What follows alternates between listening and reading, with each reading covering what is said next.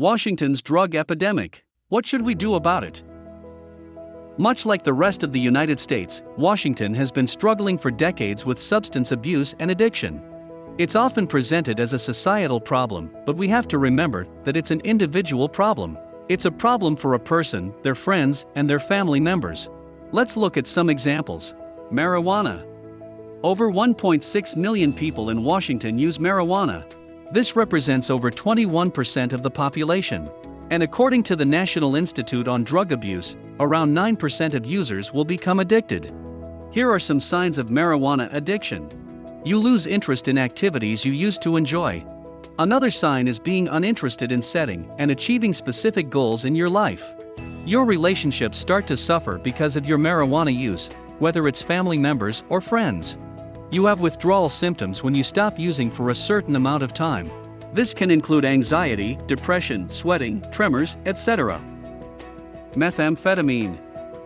Around 47,000 people use meth in Washington. Methamphetamine is one of the most damaging drugs. It's important to identify when someone starts using meth to get them help as soon as possible. Some of the signs include picking at hair or skin, which can also be noticed by scabs on the skin, having strange sleeping patterns, having angry outbursts or mood swings, showing psychotic behavior. Meth causes intense side effects, such as paranoia and hallucinations. Meth has become more of an issue because it recently started being manufactured in Mexico. Drug cartels are starting to make the drug in mass quantities and shipping it across the border in record numbers. As recently as November of 2021, authorities seized over 17,000 pounds of meth coming from Mexico into the United States. Heroin. An estimated 23,000 people in Washington use heroin. Because of how addictive and damaging it is, recognizing the signs of use and getting help quickly is vital. Signs include constricted pupils, track marks on arms and legs, which sometimes leads the person to wear pants and long sleeves, even in warm weather, scabs or bruises from picking at the skin, finding burned spoons, needles, missing shoelaces, and so on. Although heroin has been around for seemingly forever, it's made a comeback during the opioid crisis. Between 2010 and 2016, heroin overdose deaths increased by over 400%.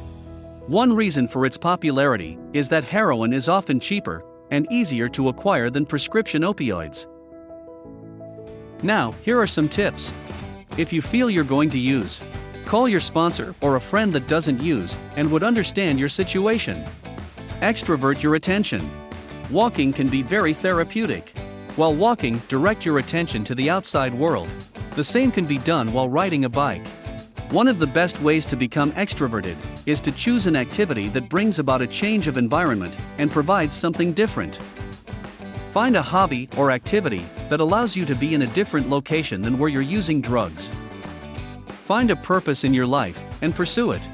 Some people use drugs when they get bored or when they have no goals in life. Recognize the people in your environment who affect you emotionally. The people who bring you down, keep telling you that you won't succeed, make you doubt yourself, and so on. They could be one of the reasons for your emotional problems. Make sure to eat healthy. A lack of nutrients can cause different physical and emotional symptoms. For example, a deficiency in vitamins and minerals can create a drop in mental and physical energy. If you want to help someone, don't enable the addict. This includes not giving him any money, not paying their rent, etc. You can care for them and love them, but be very firm on this point. The only help they should receive from you is to go to treatment. Encourage the person to seek help.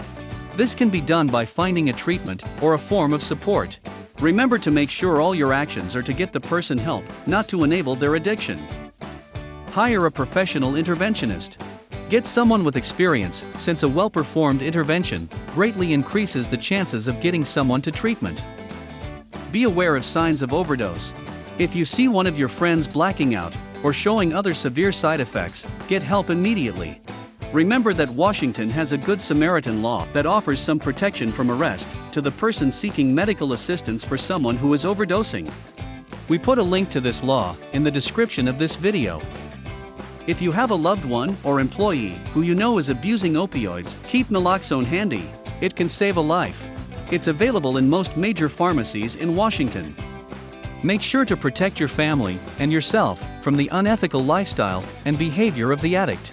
As an example, many individuals addicted to drugs will steal or do other illegal things to get money. You can protect yourself by not leaving cash laying around or storing your wallet or purse in a location that isn't easily accessible.